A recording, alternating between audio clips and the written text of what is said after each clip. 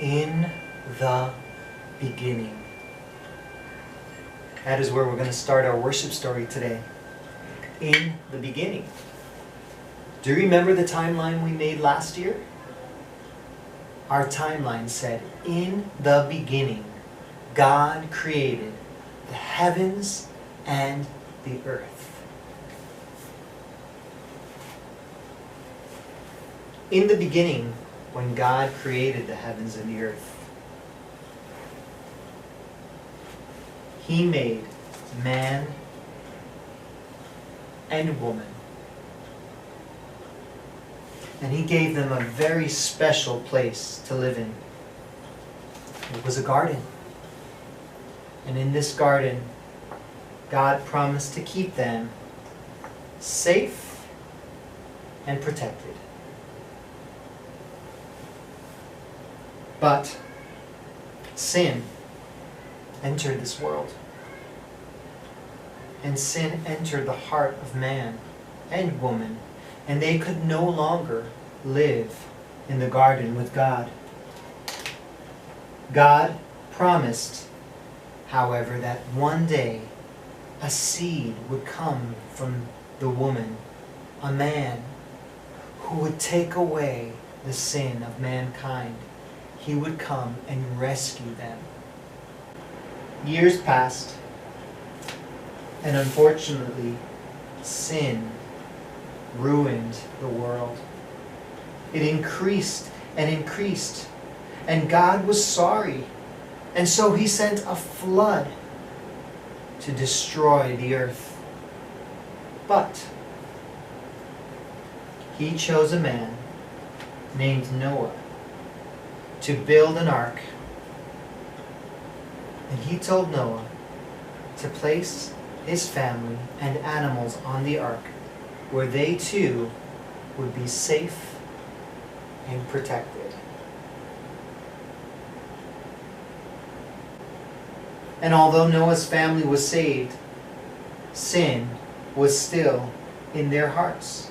In fact, when the years passed again, the children of Noah thought that they could make a name for themselves.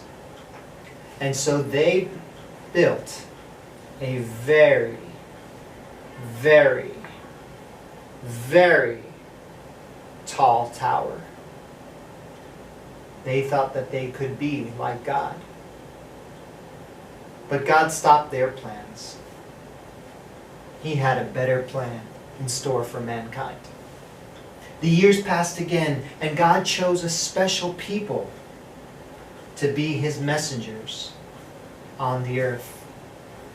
These were the people of Israel.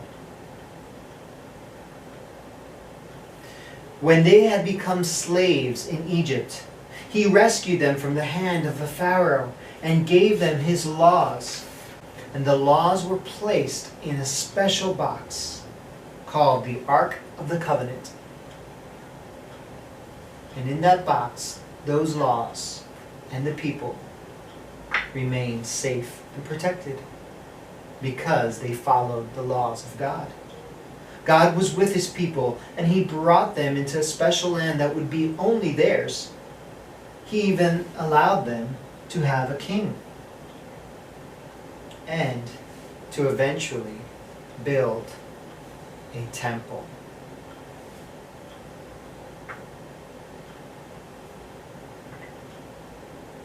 But despite these blessings, the problem of sin still remained in their hearts. The people worshipped other gods, and even though God sent prophets to warn them over and over again, the people wouldn't listen.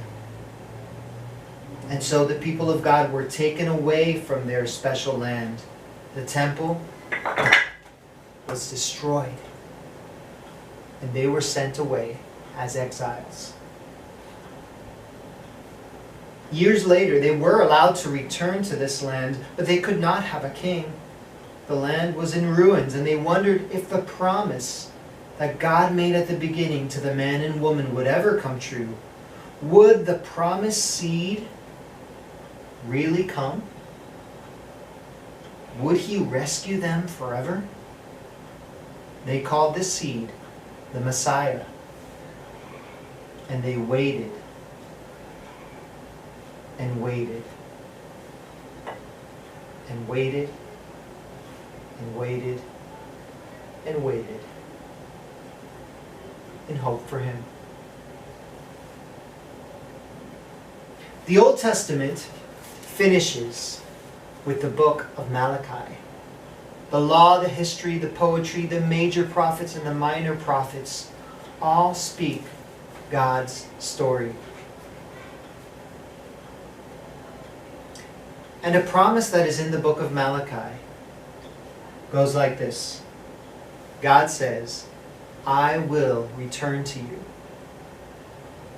This was a time of waiting for the people of Israel. They wondered, how would the Messiah come? How would the seed come? The prophet Malachi declared this, Behold, I will send my messenger, and he shall prepare the way before me. And the Lord whom you seek shall suddenly come to his temple, even the messenger of the covenant whom you delight in. Behold, he shall come, says the Lord of hosts. And the prophet Isaiah said this, a voice of one saying, In the wilderness, prepare the way for the Lord. Make straight a desert. Make straight in the desert a highway for our God. Every valley shall be raised up, and every mountain and hill made low. The rough ground shall become level, and the rugged places a plain. And the glory of the Lord will be revealed, and all people will see it together, for the mouth of the Lord has spoken. And so the people waited and waited. And it is here, in this time of waiting, that we will learn more about the greatness of God. We will see, as the history of the Bible unfolds in the New Testament, just how amazing the story of the seed is. The story of Messiah. The story of Jesus.